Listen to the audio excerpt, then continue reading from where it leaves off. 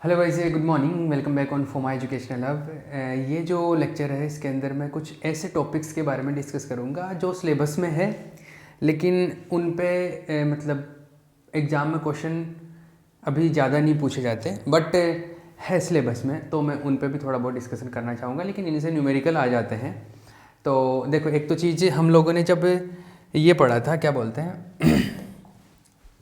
क्या है, हमने मिलर इंडिसेस पढ़ा था। तो मैंने ये बोला था कि जब दो प्लेन्स होते हैं, पैरेलल प्लेन्स, जो समांतर तल होते हैं, उनके जो मिलर इंडिसेस होते हैं, मिलर सूचकांक होते हैं HKL, वो क्या होते हैं, सेम होते हैं। ये मैंने बोला था कि जैसे कोई सपोज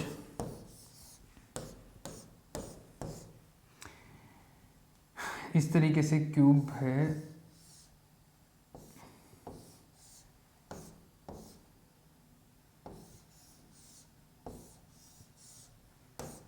ये ऐसे क्यूब है ना, तो मैंने ये बोला था कि समान दूरी पर समांतर जो तल होते हैं, parallel planes with equal distance. Suppose ये डिस्टेंस है, मान लो D, या ये डिस्टेंस है D, ये डिस्टेंस है D। तो इस प्लेन के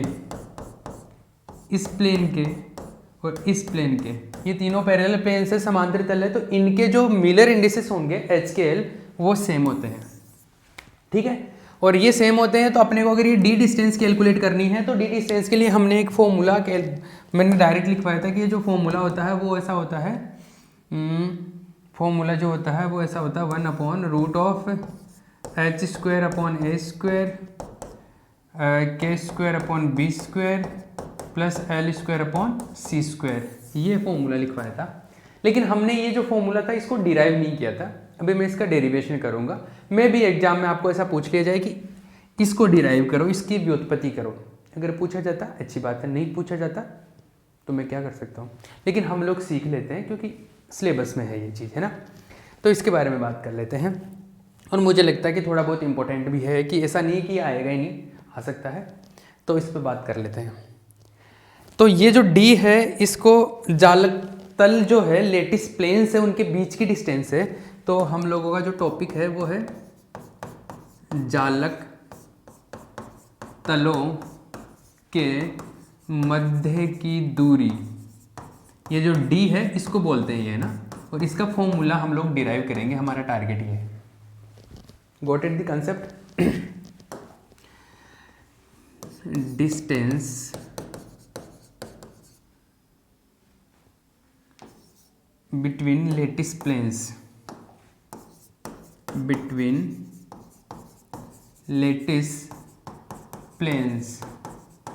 देखो, कई दफ़ा मैं स्पेलिंग्स मिस्टेक कर देता हूँ, मुझे आती नहीं है, मैं या मिस्टेक हो जाते हैं, मुझे स्पेलिंग्स का इतना नॉलेज नहीं है, तो आप ठीक कर लिया करो जहाँ पर भी मिस्टेक होती है। ठीक है, हाँ जी। जालक तलों के मध्य की दूरी D के बारे में बात करें, डिस्टेंस बिटवीन लेटिस प्लेन्स। तो हम लोग क्या करें, इसका एक जो मेथड है वो इस तरीके से, इसके लिए एक डेरिवेशन बना रहे हैं, और वो डेरिवेशन इस तरीके से, समझ लेना बात को।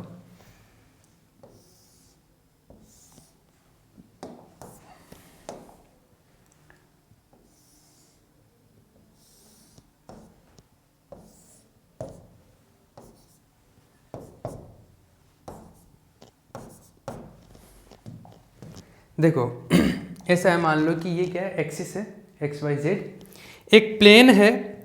हम लोग डेरिवेशन कर रहे हैं उस फॉर्मूले का, है ना। तो एक प्लेन है मान लो, और उसके जो मिलर इंडिसेस है वो HKL है, और वो इन तीनों एक्सिस को कहाँ पे कट कर रहा है, तीनों एक्सिस को कट कर रहा है। मान लो इसको यहाँ पे कट कर रहा है, इसको यहाँ पे कट कर रहा है, और इसको यहाँ पे। ठीक है, इसको पॉइंट A पे कट कर रहा है, this is point A, this is point B and this is point C, right. ये जो है मूल बिंदु हो गया, ओरिजिन हो गया। क्लियर है। इसको ये जहाँ पे कट कर रहा है, ये जो डिस्टेंस है LX है, दिस इज LX, ये LY हो गया, और ये है LZ। ठीक है, बट आपने मिलर इंडिसेस पढ़े होंगे, तब वहाँ पे एक चीज़ हमने ये देखी थी कि PQR होता था ना, तो ये होता था PA ratio QB ratio RC equal to LX ratio L Y ratio L Z, ये होता था, है ना। और मैंने एक डेरिवेशन में पहले भी आपको ये सेंस समझाया था कि जो एल एक्स को आप पी ए को एल एक्स के इक्वल करते हो तो ये हो गया 1 अपॉन जो p होता है 1 अपॉन पी जो होता है वो होता है h। ये सिखाया था ना मैंने कि 1 upon P ratio 1 upon Q ratio 1 upon L equal to H K L, L H ratio K ratio L, ठीक है। तो मतलब 1 अपॉन पी को एक तरीके से रेशो वाले फॉर्म में बात करें तो h हो सकता है ये, या p को 1 अपॉन h बोल सकता हूँ। अरे 1 अपॉन पी को मैं अगर h बोलूँ तो p क्या हो जाएगा 1 अपॉन h हो जाएगा ना। तो p जो है 1 अपॉन h हो जाएगा, p को 1 अपॉन h लिखूँ तो ये हो जाएगा lx। इसका मतलब है कि ये जो है a अपॉन h है, ये lx जो है a अपॉन h है, ये this is a upon h, ये a अपॉन h आ जाएगा। ये चीज़ मैं पहले भी बता चुका हूँ, एक जगह पे पहले हमने कैलकुलेट किया था। ये a अपॉन h है। इसी तरीके से ये b अपॉन h की जगह क्या आएगा k, और ये है c upon l, this is c upon l, c upon l, c upon l, ठीक है।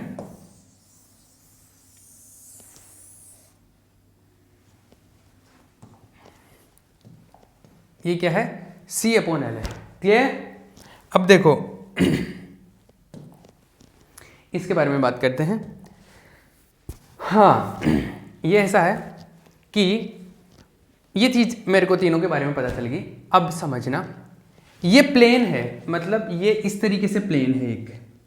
इस प्लेन पे अगर मैं ओरिजिन से एक परपेंडिकुलर डालता हूँ, मैं अगर मान लो इससे अगर परपेंडिकुलर डाल रहा हूँ मैं इसके ऊपर ओरिजिन से, तो ओरिजिन से परपेंडिकुलर, ये 2D में सही तरीके से दिख नहीं रहा, बाकी ये परपेंडिकुलर है ना, ये परपेंडिकुलर। इसको थोड़ा सा अलग तरीके से बना लेता हूँ, 2D में दिखेगा नहीं सही से, तो मैं इसको इधर बना लेता हूँ, ये लो परपेंडिकुलर।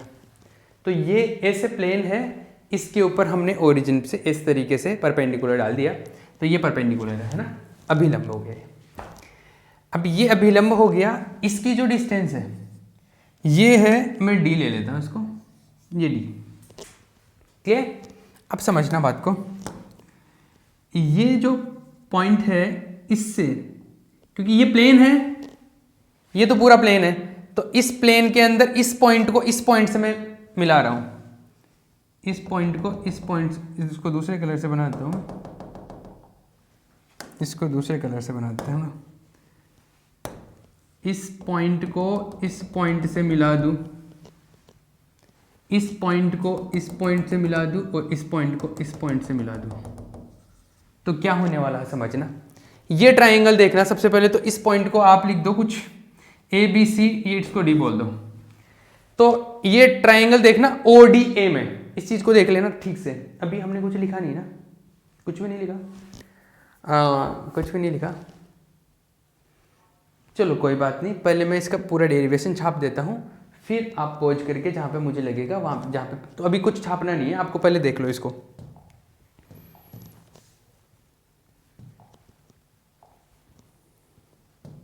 देखो इस ट्रायंगल में, देखो ट्रायंगल ओ डी ए, चलो आप पहले लिख लो, नहीं तो फिर बाद में छापने में दिक्कत होगी आपको।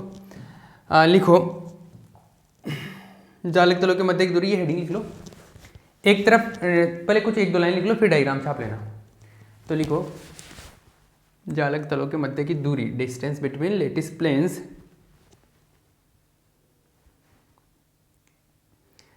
लिखो माना एक जालक तल जिसके मीलर सूचकांक, माना एक जालक तल जिसके मीलर सूचकांक, माना एक जालक तल जिसके मीलर सूचकांक h के l है, जिसके मीलर सूचकांक h के l है,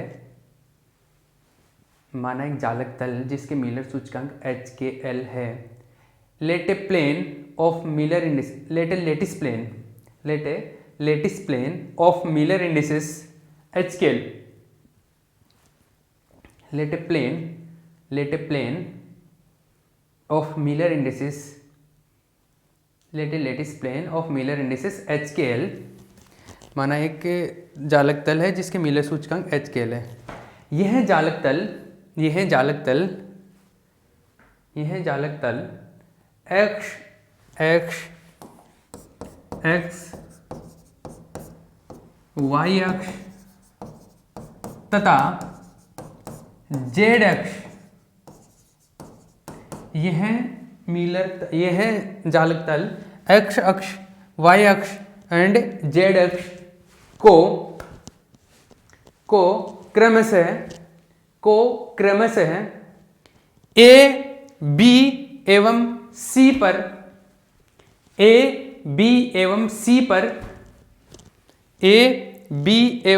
पर काटता है, ए बी एवं सी पर काटता है। अतः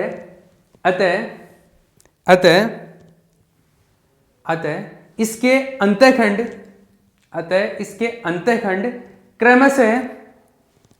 अंतःखंड क्रमशः ए बाई एच बी बाई के एवं सी बाई एल होंगे। अतः इसके अंतःखंड क्रमशः ए बाई एच बी बाई के एवं सी बाई एल होंगे। ठीक है, ये डायग्राम छाप लो। अभी मैं इंग्लिश में लिखवा देता हूं। तब तक हमने क्या लिखा था, lattice plane of Miller indices H K L, यहां तक हो गया था। This plane intersects X axis Y axis and Z axis. This plane intersects X axis Y axis and Z axis at points A, B and C respectively. This plane intersects x-axis, y-axis and z-axis at points A, B and C respectively.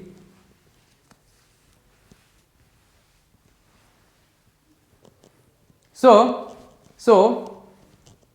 the intercepts are A by H, B by K and C by L. A by H, B by K and C by L respectively. ठीक है, इतनी खबर समझ आई। चलो आगे चलते हैं। हमने ये पता, अभी हमारे को डेरिवेशन करना है, तो हमने कुछ ज्योमेट्री बनाई है और हमने बोल दिया 3 एक्सिस है, इसको एक प्लेन है, इस प्लेन के जो मिलर इंडिसेस है, मिलर सूचकांक वो है एच के एल है ना, और ये ए बी एंड सी पर कट कर रहा है तीनों एक्सिस को। उसकी वजह से जो अंतःखंड है, इंटरसेप्ट है, वो ए बाई एच बी बाई के एंड सी बाई एल हमारे को मिल रहे हैं। उसके बाद क्या किया, उसके बाद में हमने ओ से इस प्लेन के ऊपर एक क्या कर दिया, परपेंडिकुलर बना दिया। इस परपेंडिकुलर को डी ले लिया हमने। परपेंडिकुलर का मतलब हो गया कि एक तरीके से ये डिस्टेंस, ये जो भी आप ले रहे हो इसको, ये क्या हो गया, परपेंडिकुलर है ना।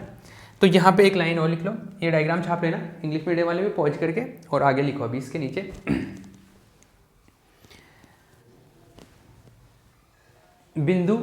मूल बिंदु ओ से जालक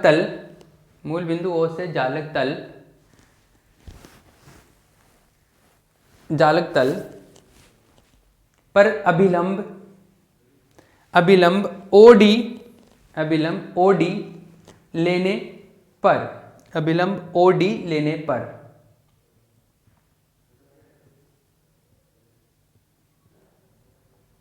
AB लेने पर, लेट्स टेक ए नॉर्मल, ऐसा लिख लो, let's take a normal from origin to the plane, ठीक है। ये जो नॉर्मल है ये कौन सा, OD है। अब समझना, OD नॉर्मल है तो यहाँ पे परपेंडिकुलर है, ये यहाँ पे परपेंडिकुलर है, इसका मतलब इस प्लेन के ऊपर ये 90 डिग्री का एंगल बना रहा है, इस प्लेन के ऊपर 90 डिग्री का एंगल बना रहा है ऐसे, मतलब ये जो एंगल है ये 90 डिग्री का है, और ये एंगल कौन सा, ये जैसे यहाँ पे ये 90 डिग्री, एक सेकेंड, ये जो एंगल है ये 90 डिग्री है, इधर ये इसके साथ में जो एंगल बना रहा है ये भी 90 डिग्री है इसके साथ में, और इसके साथ में जो एंगल बना रहा है ये भी 90 डिग्री है, ये भी 90 डिग्री है। क्लियर है। और ये मान लो D इसके साथ में एक्स एक्सिस के साथ में बना रहा है, इसको अल्फा ले लूँ, और इसके साथ में जो बना रहा है D इसके साथ में वाई एक्सिस के, इसको बीटा ले लेता हूँ मैं इधर, और इसके गामा इसके साथ में जो है उसको गामा बना लूँ। तो इसको देखना ये क्या है, मैं ट्रायंगल बना रहा हूँ, इसको ध्यान से देखेंगे। ODA पे त्रिभुज ODA से by triangle ODA, triangle ODA को देखना आप क्या है, उसमें थोड़ा सा अजीब सा दिख रहा है, सारे बहुत सारे पैरामीटर्स हो गए, कॉम्प्लेक्स दिख रहा है। इधर देख लो, मैं इसको ठीक से बना रहा हूँ। यहाँ पे OD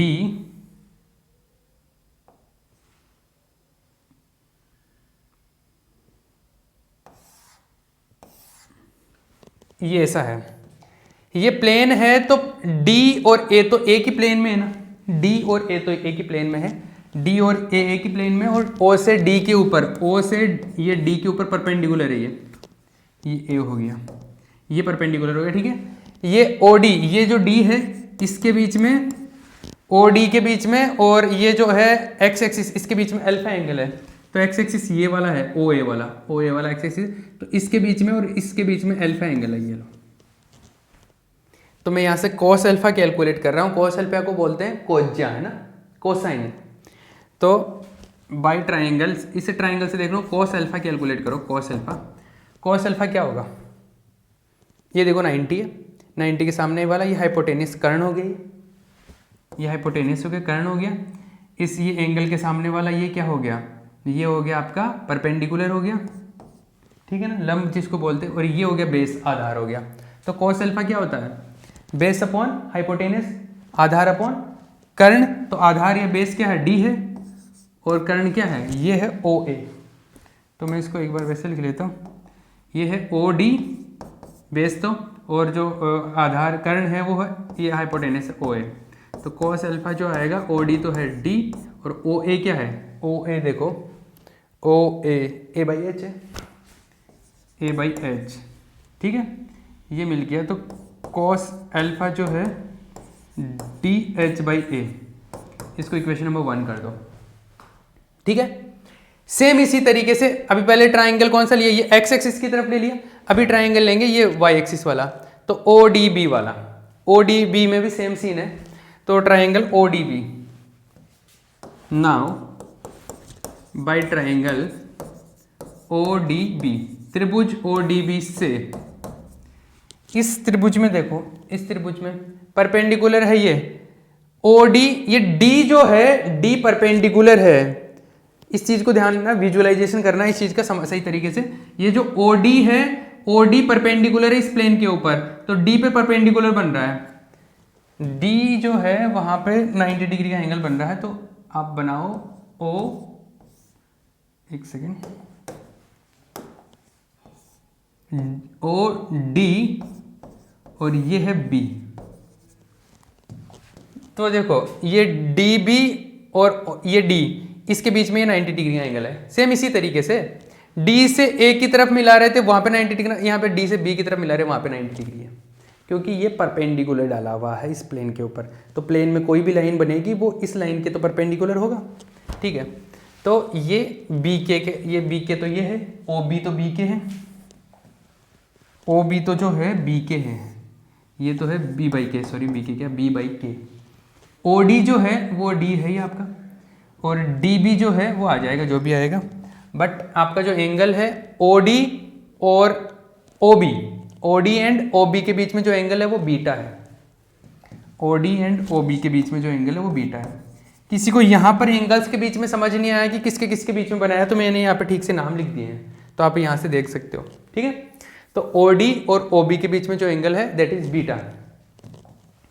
इसमें भी cos अल्फा कैलकुलेट करो, cos अल्फा वो सेम सीन, आधार ये रहा बेस D, कर्ण हाइपोटेनस ये B/K, तो B/K, तो cos alpha is equal to DK/B।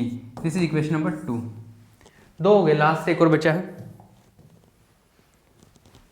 ये ट्राइंगल देखना ODC, इसमें ये थोड़ा ठीक दिख रहा है ट्राइंगल, है ना, क्योंकि ये इस वे में इस एंगल पे आ गया तो दिखने में ठीक दिख रहा है, बाकी 3D में है, 2D बनाया हमने तो दिखने में ठीक से नहीं दिख रहा। तो CDO या ODC, ट्राइंगल ODC से बात कर रहा हूँ मैं, त्रिभुज ODC, इस ट्राइंगल में अगर मैं बात करूँ तो ODC, आपको ये पता होना चाहिए 90 कौन सा है, 90 D वाला बन रहा है हमेशा, है ना, ये 90 है, ये गामा बनाया है OD और OC के बीच में जो बनाया है, OD और OC, ये OD और OC के बीच में गामा है, क्लियर। तो ये हो गया गामा, बाकी देख लो आप, तो OC जो है C/L है, OC C/L है। इसका cos अल्फा कैलकुलेट करो, cos अल्फा, सॉरी यहाँ पे अल्फा नहीं है, ये बीटा है एंगल, है ना, मैंने गड़बड़ किया ना, ये बीटा एंगल है। देखो ऑफलाइन क्लास में ये बात होती है कि कुछ छोटा मोटा मिस्टेक होता है तो बच्चे बताते रहते हैं, लेकिन फिर वहाँ पे दूसरे प्रॉब्लम रहते हैं, बच्चे बात भी करते रहते हैं ना, यहाँ पे कोई बात करने वाला नहीं है, आराम से, ठीक है। पर जो भी है, हर चीज़ के फ़ायदे नुकसान होते हैं, हम उसको उस पर बात नहीं कर रहे अभी। cos alpha, cos gamma, cos alpha देखो, सॉरी cos गामा का क्या होगा, बेस, आधार, ये D है ना, आधार है OD, और कर्ण जो है हाइपोटेनस ये है OC, दोनों का वैल्यू पुट कर दो, तो दोनों का OD का वैल्यू है D और इसका वैल्यू है C/L, तो ये आ गया DL/C, दिस इक्वेशन नंबर 3। अब देखो ये इनको बोलते हैं कोज्या, कोसाइंस मतलब कॉस, इनके लिए एक रूल होता है, और ज्योमेट्रिकल जो फिजिक्स होता है, जो सॉरी ज्योमेट्रिकल मैथमेटिक्स होता है, उसका एक रूल होता है, वो ऐसे होता है, जिसने ये नहीं छापा है यहाँ पे पहुँच करके इसको छाप लेना, यहीं से है, ठीक है। हाँ, ज्योमेट्रिकल जो मैथमेटिक्स होता है उससे ये होता है, since cos square alpha plus cos square beta plus cos square gamma जो होता है वो 1 होता है, ये मैथमेटिक्स से आता है, इसका डेरिवेशन हम लोग नहीं करने वाले, ये मैथमेटिक्स का रूल होता है। ज्योमेट्रिकल जो मैथमेटिक्स है 11th-12th में कभी आपने पढ़ी हो तो ये ऐसा होता है। हाँ, तो ये हो गया इक्वेशन नंबर 4। अब देखो cos alpha beta and gamma, इन तीनों के वैल्यू में इक्वेशन नंबर 1, 2 एंड 3 से यहाँ पे पुट कर दो, ठीक है। तो समीकरण 1, 2 एवं 3 से 4 में मान रखने पर putting the values in equation number 4 from equation number 1, 2 and 3, 1, 2, 3 से 4 में वैल्यू पुट कर दो, 1, 2, 3 से 4 में वैल्यू पुट करेंगे तो ये आएगा DH/A, यहाँ पर आएगा DH/A का होल स्क्वायर प्लस D, ये आएगा DK/B का होल स्क्वायर प्लस DL/C का whole square equals to L, है ना, L क्या 1 है, सॉरी। अब इसमें देखो डी स्क्वायर तीनों में कॉमन आएगा, तो मैं डी स्क्वायर को कॉमन ले लूँ, बाकी जो बचा वो आ गया h² plus k² plus L² equal to 1, right. आगे चलिए, d जो आएगा वो आ गया 1/h² plus k² plus L² का root. This is the final solution.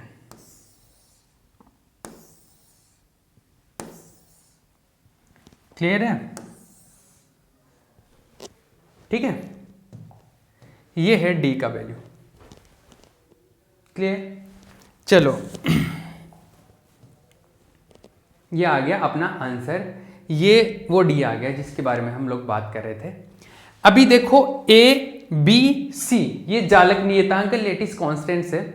ये जो लेटिस कांस्टेंट है, घनीय जो जालक संरचना होती है क्यूबिकल क्रिस्टल के लिए क्या होता है, ए बी सी तीनों बराबर होते हैं, ए मान लेते हैं उसको। फिर जो आता है द्विसमलंबाक्स टेट्रागोनल, उसके लिए ए और बी इक्वल होता है, सी नहीं होता है। तो ये तो एक जनरल इक्वेशन आ गया जिसमें तीनों ही अलग अलग होते हैं, ठीक है ना। विषमलंबाक्स वाला होता है ना ऑर्थोरोम्बिक, ऑर्थोरोम्बिक के लिए ये सही है क्योंकि उसमें ए बी और सी तीनों के लिए अलग अलग होता है। अब हम लोग ये विषमलंबाक्स के लिए हो गया, ऑर्थोरोम्बिक के लिए। अभी हम लोग दो को भी इक्वल कर सकते हैं, फिर तीनों को भी इक्वल करें तो क्यूब के लिए भी बना सकते हैं। एक बार मैं टाइम का आइडिया ले लेता हूँ, फिर हम लोग इसको कंटिन्यू करते हैं।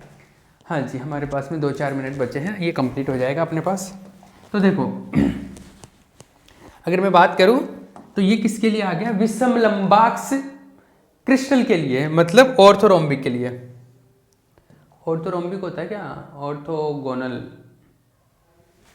सी टोर, ऑर्थोरोम्बिक, ऑर्थोगोनल, ऑर्थोगोनल होता है कि ऑर्थोरोम्बिक होता है। हिंदी में इसको विषमलंबाक्स बोलते हैं, विषमलंबाक्स क्रिस्टल संरचना के लिए। और जिसके लिए तीनों ही अलग अलग है वो उसके लिए तो ठीक ही है ये। वैसे तो ये सबके लिए ठीक है। अगर हम लोग को पर्टिकुलर कंडीशन गिवन है, जैसे घनीय गिवन है क्यूबिकल, तो उसके लिए ए बी सी तीनों बराबर हो जाते हैं, उसका वैल्यू रख दो। बाकी ये तो सबके लिए जनरल है ना, लेकिन जनरल में भी विषमलंबाक्स के लिए तो ऐसा कैसा होता है ये। विषमलंबाक्स को ऑर्थोगोनल बोलते हैं, ऑर्थोरोम्बिक, सी, एक second, rhombohedral, tetragonal, monoclinic, triclinic, 1 second, ये ट्राइक्लिनिक, ये मोनोक्लिनिक, ये हेक्सागोनल, ये रोम्बोहेड्रल, ये ऑर्थोगोनल, ये टेट्रागोनल, ऑर्थोरोम्बिक, ऑर्थोगोनल, ऑर्थोगोनल ही होगा है ना, इसको ऑर्थोगोनल बोलते हैं, है ना। This is for orthogonal crystal system, ठीक है। अगर हम लोग इसके बारे में बात करें, किसके बारे में, टेट्रागोनल के बारे में, किसके बारे में, टेट्रागोनल, फॉर टेट्रागोनल, टेट्रागोनल का मतलब है द्विसमलंबाक्स, समलंबाक्स संरचना के लिए।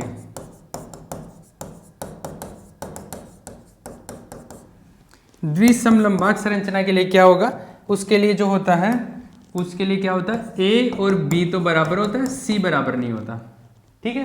तो ए बी को तो दोनों को या तो ए लिख लो या बी लिख लो, जनरली हम लोग ए लिख लेते हैं।